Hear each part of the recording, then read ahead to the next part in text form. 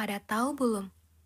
Ternyata ada satu minuman yang bisa bikin kamu dapat teman, cuan, bahkan jodoh sekalipun loh. Tebak apa? Tenang aja, ini bukan tentang ramuan, apalagi mantan nenek sihir. Tapi ini tentang secangkir kopi. Owners pada pernah lihat tidak? Selebgram atau TikTokers atau bahkan bisa aku, kamu yang banyak ngonten di coffee shop lucu, kadang bareng circle-nya atau bahkan bareng followers-followersnya. Jangan itu deh. Atau kalian sering nih nonton film filosofi kopi yang pernah booming itu? Nah, owners, ternyata kopi sudah jadi gaya hidup dan sumber kreativitas bagi generasi sekarang ya. Khususnya generasi kita nih, generasi Z. Atau para owners nih, generasi alpha ya? Oke. Tenang aja. Nah, mungkin selama ini owners selalu menganggap bahwa secangkir kopi itu merupakan hal yang kecil. Nah, hal kecil itu kenapa sih? Ya, hal kecil aja. Baik sebagai teman begadang, atau teman nongkrong doang. Di pagi hari, di sore hari, bahkan di malam hari. Tapi owners pada percaya nggak sih? Ternyata di balik busa latte dan aroma kopi yang owners minum dan owners cium itu, ternyata menyimpan putaran uang yang cukup besar loh. Bahkan punya dampak ekonomi yang jarang owners dan kita ketahui. Hai Kopi Lovers, balik lagi bareng aku Nina di program acara Taekwondo di balik kamera banyak suara. Owners, kalian pada sibuk apa sih sekarang? Ada yang lagi sibuk UAS gak sih kayak aku sama teman-teman aku? Kalau teman-teman aku sih lagi pada cari coffee gitu, biar matanya melek ngerjain tugas untuk SKS. Sistem kebut semalam. Ada yang relate nggak? Atau para owners nih sedang ngerjain tugas di cafe shop yang lucu estetik itu? Gimana kalau denger cerita aku dulu yuk? Di cerita, hashtag dari cangkir kecil ke ladang cuan. Owners, pernah kepikiran gak ya kayak yang aku pikirin ini? Kenapa ya sekarang tuh tiap sudut di kota pasti ada coffee shop? Coffee shopnya bukan coffee shop biasa lagi, tapi coffee shop yang menyediakan vibe yang estetik, comfy buat nugas, affordable buat dompet mahasiswa, apalagi comfy buat pitching ke klien. Atau sangat cocok untuk foto OOTD. Siapa nih yang suka gitu di coffee shop? Nih ya, aku kasih tahu. Hari begini, ngopi bukan cuma tentang minuman aja, tapi juga udah menjadi bagian identitas. Identitas apa sih Nina? Ya, identitas generasi muda lah, generasi kreatif dan generasi produktif pastinya. Ngomong-ngomong tentang ngopi lagi, sekarang tuh udah kayak ngomongin kebutuhan pokok gak sih owners? Bukan cuma soal ngilangin ngantuk aja tuh, kopi sekarang. Tapi udah jadi bagian kehidupan, gaya hidup. Tapi ada yang nyadar gak sih? Dari semua itu, ada hal yang menarik yang dapat kita petik dan jarang kita ketahui. Kalian tahu gak itu apa? Pasti gak tahu ya? Ya udah, sini aku kasih tahu aja. Kalau ngopi bukan cuma soal gaya hidup, tapi menjadi pemantik ekonomi pada masa sekarang loh. Owners, pernah mikir nggak siapa aja ya yang bisa hidup dari satu coffee shop yang sering kita kunjungi bareng teman, pacar, atau keluarga kita sendiri? Nih, bayangin deh, dari satu coffee shop yang sering kita kunjungi itu, ternyata Ada banyak yang bisa dapat penghasilan loh. Mulai dari baristanya, supplier biji kopinya, tukang desain interiornya, bahkan sampai konten creator yang ikut membantu promosikan coffee shop tersebut. Ternyata rantai ekonominya panjang banget ya. Untuk menghidupi itu bukan cuma pengusaha aja, tapi warga lokal juga berkesempatan untuk dapat bekerja, untuk dapat penghasilan juga dari coffee shop tersebut.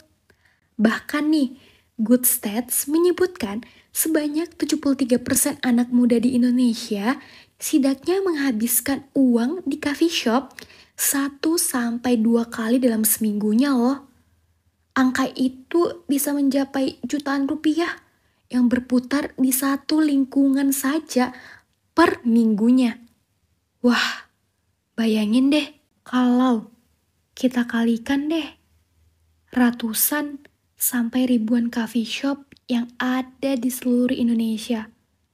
Itu artinya tren ngopi ini punya kontribusi besar loh terhadap perputaran ekonomi lokal, khususnya di sektor UMKM dan kreatif.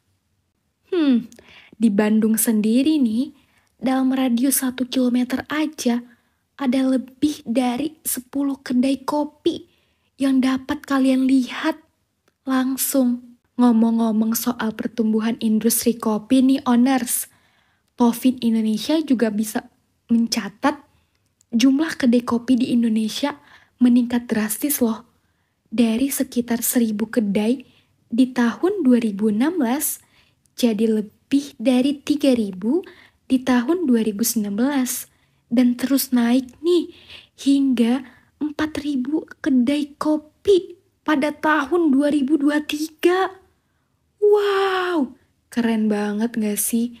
Angka ini gak cuma menunjukkan peningkatan konsumsi pastinya, tapi juga antusiasme masyarakat untuk menjadikan kopi sebagai peluang bisnis yang menjanjikan owners. Tapi jangan cuma lihat gemerlapnya uang yang didapatkan ya owners, apalagi senang-senangnya. Gak boleh. Di balik semua peluang dan pertumbuhan yang udah aku jelasin tadi, ada juga loh tantangan besar yang harus dihadapi oleh pelaku usaha bisnis coffee shop. Ada yang tahu nggak apa aja? Nih, mulai dari harga bahan baku yang naik turun, sampai ke persaingan yang semakin ketat antara kedai satu dengan kedai lainnya. Ngomong-ngomong soal keunikan nih, sekarang pasti udah banyak ya coffee shop yang mulai berinovasi dari sisi konsep dan pengalaman yang mengenakan untuk pelanggan-pelanggannya. Contohnya aja nih, ada yang nyatuin coffee shop dengan toko buku. Wah, bayangin aja, kita nggak perlu repot-repot lagi nih ke dua tempat. Kita hanya perlu mendatangi satu tempat, kita udah dapat 2 sekaligus pengalaman. Pengalaman baca buku, beli buku, dan untuk membeli kopi. Ada juga nih yang nyatuin dengan barbershop. Sekalian pangkas rambut, sekalian juga dong ngopinya. Bahkan tempat cuci mobil. Jadi sekarang udah gak bosan lagi nih kalau cuci mobil harus ngapain ya? Pastinya bisa sambil ngopi dong. Ada yang tahu nggak owners konsep ini disebut dengan konsep apa? Jadi konsep ini disebut dengan konsep experience based marketing atau konsep gaya hidup owners. Sekarang udah tahu kan? Dari konsep tersebut menekankan kalau pelanggan datang bukan hanya untuk mengopi saja, tetapi untuk menikmati atmosfer dan kegiatan lainnya dari coffee shop tersebut owners. Dari kegiatan inilah banyak peluang kolaborasi yang muncul antar komunitas-komunitas pelaku UMKM. Bukan hanya itu, bahkan seniman-seniman lokal juga dapat berkolaborasi bersama loh owners. Artinya apa sih? Ya artinya coffee shop bukan cuma tempat transaksi ekonomi saja, tapi juga jadi ruang interaksi sosial dan inkubator kreatif untuk anak muda pada masa sekarang ini loh, owners. Kita juga nggak bisa lupa ya, kalau potensi ini bukan hanya ada di kota-kota besar. Banyak daerah di Indonesia yang punya budaya kopi kuat akan cita rasa kenikmatannya. Ini dapat kita kembangkan secara lokal oleh generasi muda sekarang, owners. Contohnya, kopi Gayo dari Aceh, kopi Toraja dari Sulawesi, dan kopi Kintamani dari Bali. Kalau anak-anak mudanya bisa memulai bisnis kopi dari biji asli daerah mereka sendiri, pastinya nih, mereka akan bekerja sama dengan para petani lokal daerah tersebut untuk dapat mengembangkan produk kopi mereka sendiri pastinya, owners. Ini nantinya akan dapat dijual di daerah mereka dan di seluruh penjuru Indonesia. Kalau bisa sih sampai mendunia ya. Kalau sudah sampai mendunia kan, itu namanya ekonomi lokal Indonesia sudah naik kelas. Nih, salah satu aja nih, aku kasih contohnya ya, owners, kopi kenangan. Kopken, siapa sih yang gak kenal Kopken? Brand lokal yang sekarang sudah ekspansi ke luar negeri. Waduh, siapa sangka ya yang awalnya cuma dari satu kedai kopi di Jakarta. Dan sekarang mereka jadi unicorn pertama. Keren banget gak sih? Bukan cuma Tovin aja nih, owners. Bahkan, menurut laporan dari Kementerian Perindustrian, subsektor makanan dan minuman termasuk coffee shop nih adalah salah satu kontributor terbesar pada PDB nasional di sektor industri pengolahan non-migas. Wah, pasti bangga banget nih Gen Z sekarang sebagai penikmat kopi. Ternyata kita udah ikut ya di perputaran ekonomi yang luar biasa untuk Indonesia. Artinya, bukan cuma lifestyle aja dong ya, tapi ngopi udah menjadi bagian dari ekonomi yang terus berputar. Nah, karena dari tadi aku udah banyak ngobrol kan soal potensi usaha coffee shop lokal kepada para owners yang lagi dengerin nih. Gimana kalau owners langsung aja dengar salah satu kisah inspiratif dari business owner coffee shop lokal. Ia bernama Bu Dewi. Bu Dewi merupakan business owner dari coffee shop Afros. Pasti kalian kepo kan gimana sih awal mula Bu Dewi merintis usaha coffee shop ini dan pastinya mendapatkan peluang ekonomi yang cukup besar. Yuk dengar langsung aja ya owners kisah inspiratif dari Bu Dewi. Selamat mendengarkan owners. Pertama itu saya dulu kerja kantoran karena COVID itu kantornya tutup. Terus suami ada buka kopi shop di luar, jadi kebetulan orang Musperin ada kayak kenalan gitu kan, jadi ngajak kerja sama. Makanya dibukalah nih Afros. Iya, karena saya juga tidak berkegiatan di rumah setelah PHK kemarin kan, jadi saya yang ngurusin di sini.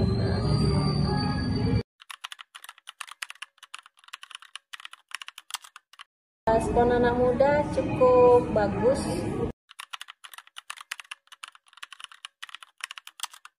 Kami ngambil kopi itu dari agen. Kopinya masih biji mentah. Kami itu roasting sendiri, itu alatnya ada di kopi shop yang satu lagi. Jadi di sana prosesnya kami bawa ke sini udah tinggal grinder, tinggal jual lah gitu ya. Jadi gimana owners? Kalian udah dengerin kan cerita di balik perjuangan Bu Dewi selaku business owner Afros tentang peluang ekonomi yang dimiliki coffee shop Bu Dewi sendiri. Sekarang owners percaya nggak kalau coffee shop itu bukan cuma bisnis gaya-gayaan saja, tapi sebagai bentuk nyata dari inovasi anak muda yang berdampak kepada ekonomi lokal sekitar. Masih pada semangat nggak owners? Kalau nggak semangat, ya harus semangat dong owners. Nih, supaya bahasannya lebih oke lagi, lebih mantep lagi. Gimana nih kalau sekarang kita ngobrol bareng Abang Da Muhammad Dandira Safalevi Nasution, STMBA. Ia merupakan dosen investasi pasar modal dari Universitas Graha Kirana.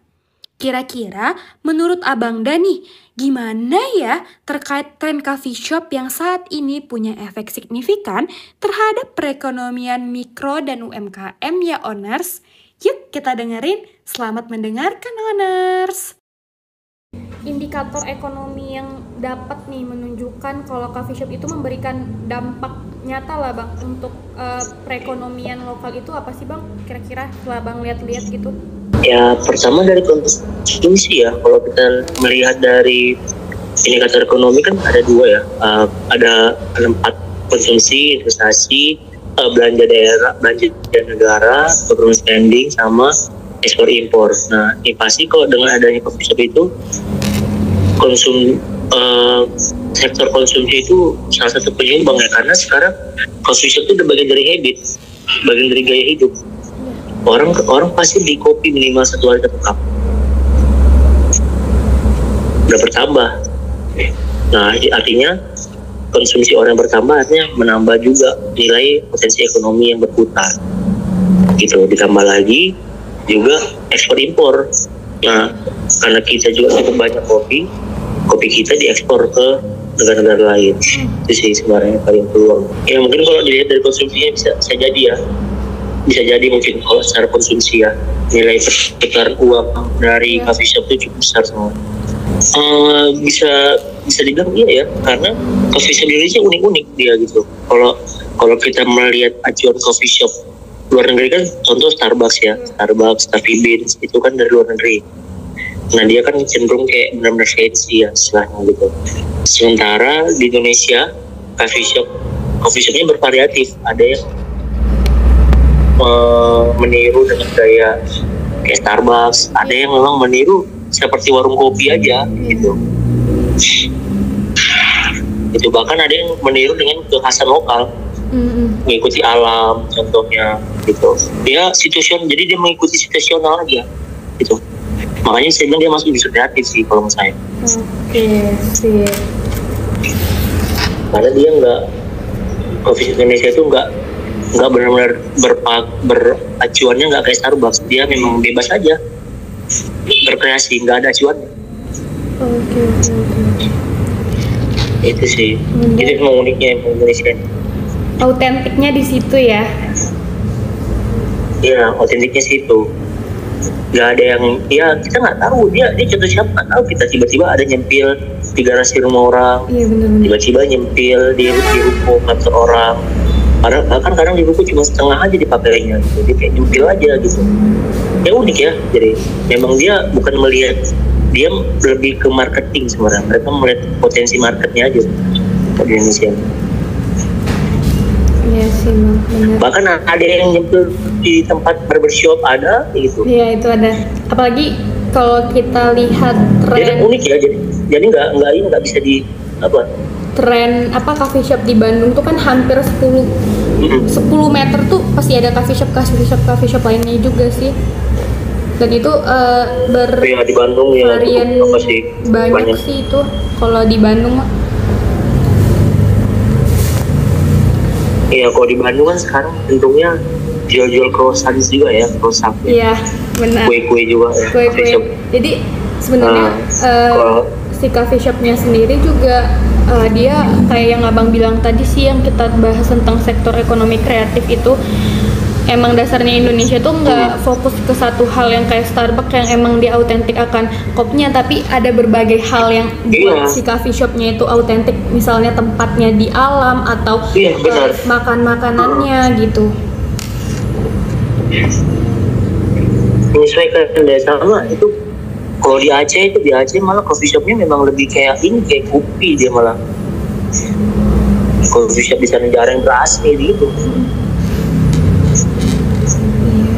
Baik, mungkin gitu. Bahkan ya kayak Starbucks kan coffee shop nggak jual makan berat kan, jual kue aja kan. Di Indonesia hampir semua coffee shop ada jual makan berat loh, minimal nasi goreng. Benar.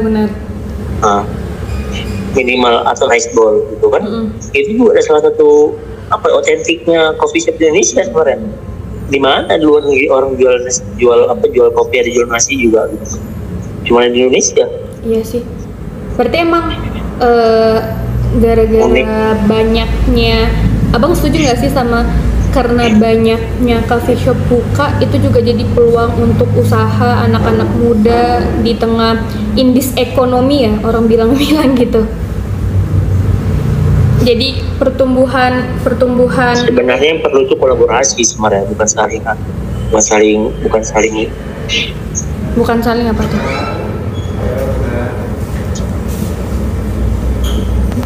Kolaborasi sih sebenarnya gitu kan.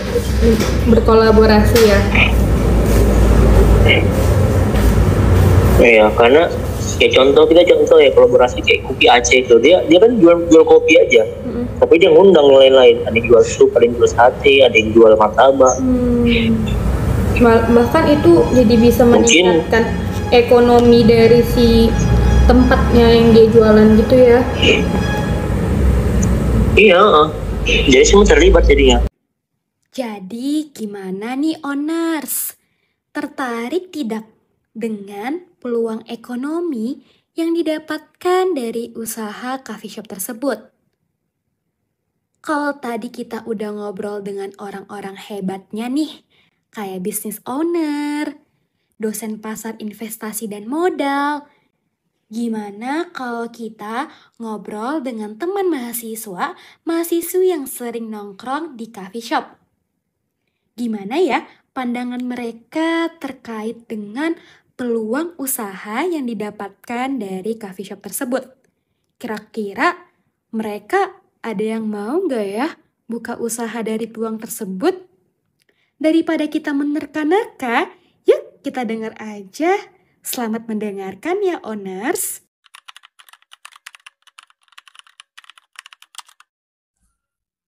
Kalau menurut saya pribadi, selain jadi tempat nongkrong tuh bisa juga sih digunakan sebagai ide untuk kita, bisa digunakan sebagai tempat untuk kita bisa dapat ide untuk peluang bisnis sih.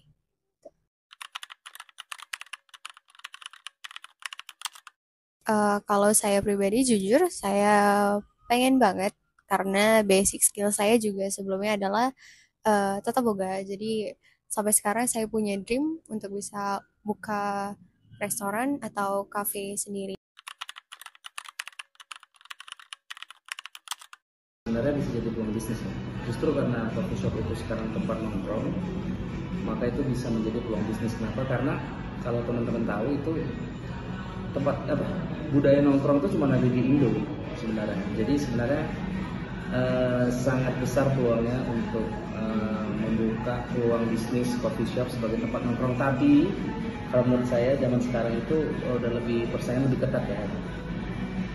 Harus bisa mengasih value lebih ke coffee shop itu gitu. Tidak cuma produk yang enak, tempat yang nyaman, tapi service mungkin atau apa yang lain gitu. Kurang lebih gitu sih. Jadi kalau ditanya bisa jadi peluang bisnis, bisa dikarenakan memang coffee shop sekarang tempat nongkrong dan budaya nongkrong hanya ada di Indonesia.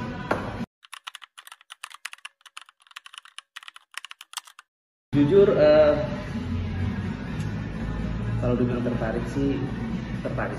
Wah, ternyata jawaban kakak-kakaknya itu menganggap kalau coffee shop ini bisa dijadikan peluang bisnis ya. Apalagi mereka juga tertarik loh untuk menjadikan coffee shop ini bisnis mereka di masa yang akan datang. Pastinya untuk mendapatkan cuan lebih lagi. Kira-kira nih ya owners, Bu Dewi selaku business owner, ada nggak ya tantangan yang ia hadapi selama menjalani bisnisnya ini? Aku sih kepo ya, apa ya tantangannya? Yuk kita dengerin aja.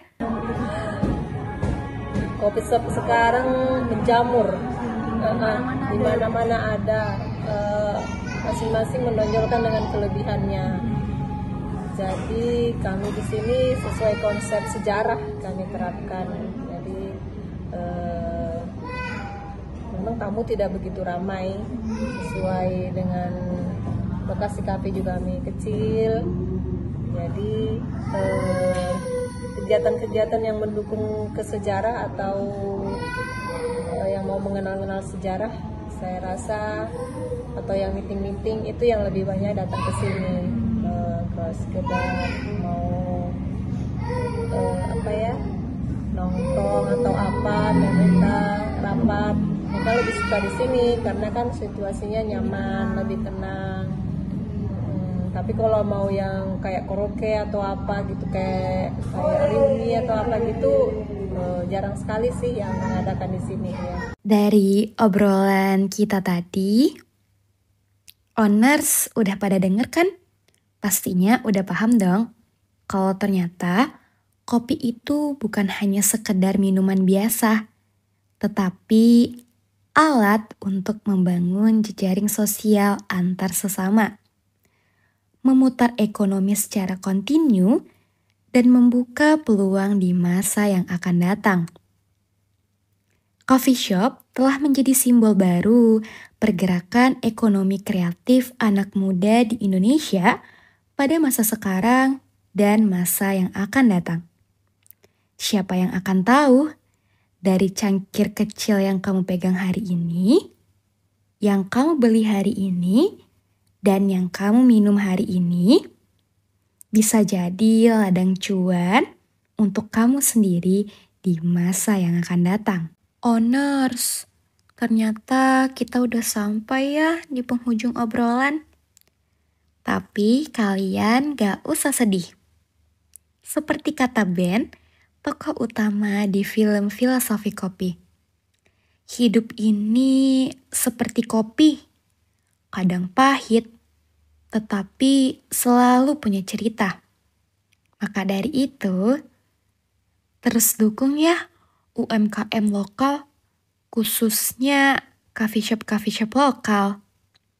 Jangan lupa, nikmati setiap kopi yang kamu beli dengan senyuman. Dan jangan lupain ya, kalau apa? Kalau peluang ekonomi itu bisa diseduh. Jadi, dari cangkir kecil bisa lahir ladang cuan yang besar. Asal apa? Asal owners ada niat dan ide yang kuat. Ngopi bukan cuma gaya hidup, tetapi peluang ekonomi di masa yang akan datang. Siapa tahu coffee shop berikutnya adalah milikmu. Aku Nina, pamit dari program Tech One. Di balik kamera banyak suara. Sampai jumpa di cerita #dari cangkir kecil ke ladang cuan berikutnya. Sampai jumpa lagi, owners.